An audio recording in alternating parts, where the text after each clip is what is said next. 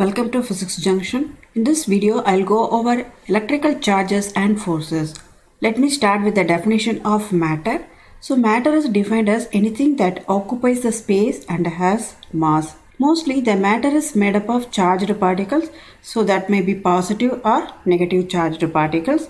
Let's say atoms. So atoms are made up of three elementary particles: electron, proton and neutron. Atom is in neutral state since the number of positive charged particles are equal to the number of negatively charged particles. The interaction between the charged objects is a non-contact force, but it depends the distance of separation. Let's take two charged particles, that is proton and electron. The charge of the proton is taken as 1.602 times 10 raised to minus 19 coulomb. As well, the charge of electron is taken as negative 1.602 times 10 raised to minus 19 coulomb. Here the positive and the negative charged particles are separated by a small distance. So how can we define this as a positively charged particle and this is a negative charged particle? Let me explain. So for example, we have a particle, that's a charged particle. It is surrounded by electric field. If the electric field lines are acting inward, then it will be called as the negative charged particle. If the electric field lines are acting outward, then it will be called as the positively charged particle. The unit of the charge is known as coulomb. So 1 coulomb equal to 1 over 1.602 times 10 power minus 19, that is equal to 6.24 times 10 power 18 electrons. Therefore 1 coulomb of charge is approximately equal to the charge of 6.24 times 10 raised to 18 electrons or protons. Now let's see Coulomb's law. Coulomb's law describes the electrical force between two charged particles, and these two charged particles may be like charges or unlike charges. As per Coulomb's law, the force acting between the two charged particles is directly proportional to the product of the quantity of the charges on the objects and inversely proportional to the square of the distance between the two particles. And to remove the proportionality, we put a constant Ke, where Ke is known as the Coulomb constant, and it can be written as Ke equal to 1 over 4 pi epsilon 0, where this epsilon 0 is the permittivity of free space, and the relation between the permittivity of free space and velocity of light, c square equal to 1 over mu 0 epsilon 0, where this mu 0 is the permeability of free space. From this one we find epsilon 0. So epsilon 0 equal to 1 over mu 0 c square, and replace this epsilon 0 with 1 over mu 0 c square and plug in all the values. So we will get Ke equal to 8.99 times 10 power 9 Newton meter square per coulomb square. We know that the force is a vector quantity. So here we have two charged particles which are at a distance r1 and r2 respectively. Therefore the force between these two particles can be written as like this, that is F equal to Ke times q1 q2 over r1 minus r2 square times r12, where this r12 is known as the unit vector. So here we have the elementary particles electron, proton and neutron. The charge and mass of the elementary particles are tabulated here. The mass of the proton and neutron are almost the same. The electron is lighter than the proton. Its mass is 9.1094 times 10 raised to minus 31.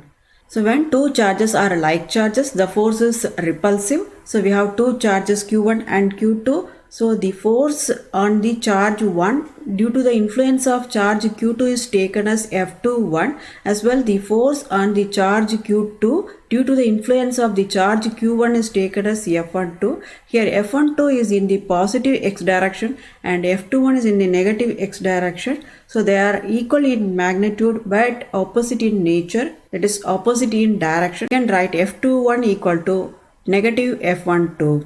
When the two charges are unlike charges, the force is attractive. So here F21 is acting in the positive x direction and F12 is acting in the negative x direction. The force between the two charged particles attracts each other here.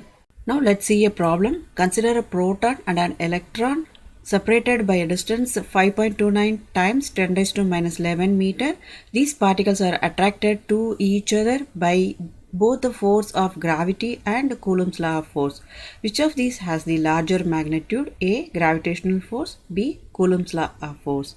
Here the mass and charge of the proton and electron are given. The distance between the two charged particles are given as 5.29 times 10 raised to minus 11 meter, and G is the gravitational constant, that is 6.67 times 10 raised to minus 11. So first we will calculate the gravitational force. The gravitational force between the charged particles written as Fg equal to Gmp me over r square, where mp and me are mass of electron and proton respectively. After plugging all the values, Fg is found as 3.6 times 10 raised to minus 47 Newton. As well, the Coulomb's law of force. So as per Coulomb's law, the force between the two charged particles is written as Fc equal to Ke Qp Qe over r square, where Qp and Q are charges of proton and electron respectively, and Ke is known as the Coulomb's constant, and the Coulomb's constant value is 8.99 times 10 raised to 9, and plug in all the charge values and the distance between the two charged particles. So Fc is found as 8.2 times 10 raised to minus 8 Newton. So if we compare Fg and Fc, so Fc is much greater than the Fg, that is the Coulomb's law of force. So we ignore the gravitational force between the charged particles most of the time, and we consider only the Coulomb's law of force between the charged particles. The next problem is two like charges of 8 microcoulomb are held a distance of 25 meter apart. What force of repulsion exists between them? Here we have the two like charges Q1 and Q2. The distance between the two charged particles is 25 meter, and charge values are given as Q1 equal to Q2, that is 8 times 10 raised to minus 6 coulomb. We know the expression for electrical force between the two charged particles, that is F equal to Ke times Q1 Q2 over r square, where Ke is the Coulomb constant, that is 8.99 times 10 raised to 9 Newton meter square per Coulomb square. So plug in all the values in the F equation. F is found as 9.21 times 10 raised to minus 4 Newton. So here the force is repulsive force since the particles are like charged particles. So next, two tiny conducting balls of identical mass m and identical charge q hang from non-conducting threads of length L. So two balls with charge q and identical mass m, and the thread length is L. Here the theta is very small, so we can assume this sin theta equal to tan theta. And we are going to find x as q square L over 2 pi epsilon mg the power 1 by 3, where this x is known as the distance of separation. And in second one, we have to find q. So here L, m and x values are given. Let's start with the free body diagram. We have two balls, ball 1 and ball 2. The force acting between the balls is taken as repulsive force. Since the balls are having same charge, that is identical charges, the force acting on the ball 1 is taken as F21. So that is given by Keq square over x square, where Ke is the Coulomb's constant and x is the distance between the two balls. The weight of the ball is acting downward, that is taken as mg. The another one force is the tension, so which is acting along the thread, that is taken as tension T. Here I have drawn a triangle, and this is a right angle triangle. So we have angle theta here, and I take this as the adjacent side A, and this side is x over 2, because the distance between the balls is x. So this line represents half of x. So I have taken this as x by 2, and hypotenuse is L. So from this triangle, I am writing L square equal to a square plus x over 2 the square, and then let's find sin theta. So sin theta equal to x over 2 over L, and cos theta equal to a over L, that is adjacent side over L. So from this one calculate tan theta. So tan theta equal to x by 2 over a. Here the angle theta is given as very small, so the L will be almost equal to a. Or we can write the sin theta is equal to tan theta. So I am writing tan theta equal to x over 2 over L, or tan theta equal to x over 2L. So here we have the free body diagram. The two balls are represented here with a red circle.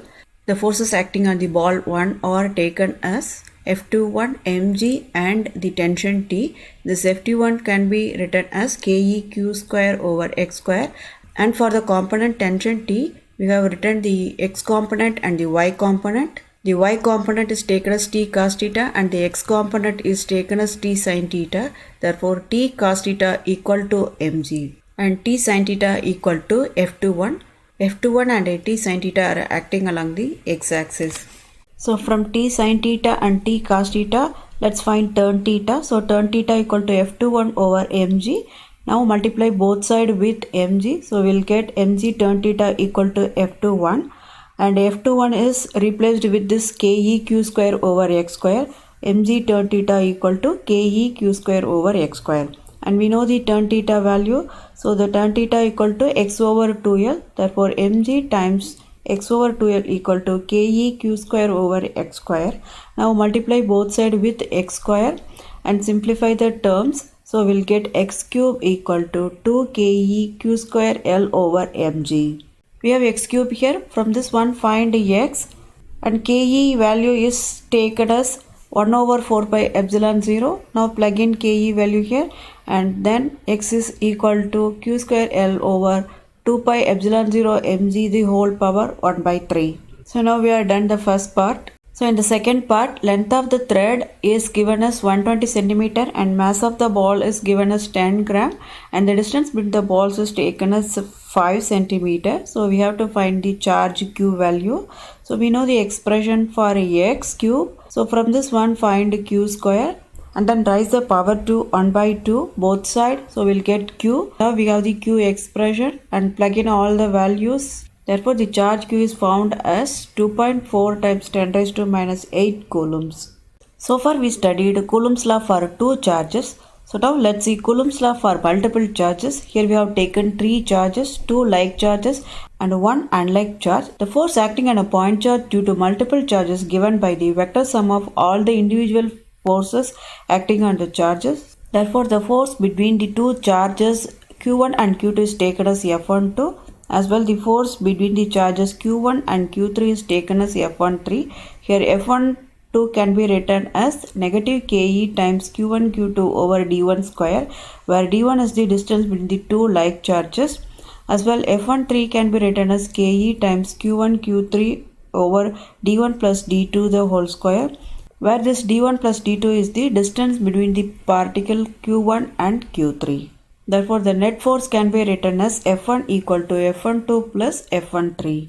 Here the force between the particles Q1 and Q2 is the repulsive force, where the force between the particle Q1 and Q3 is the attractive force. I hope you enjoy this video. Thanks for watching.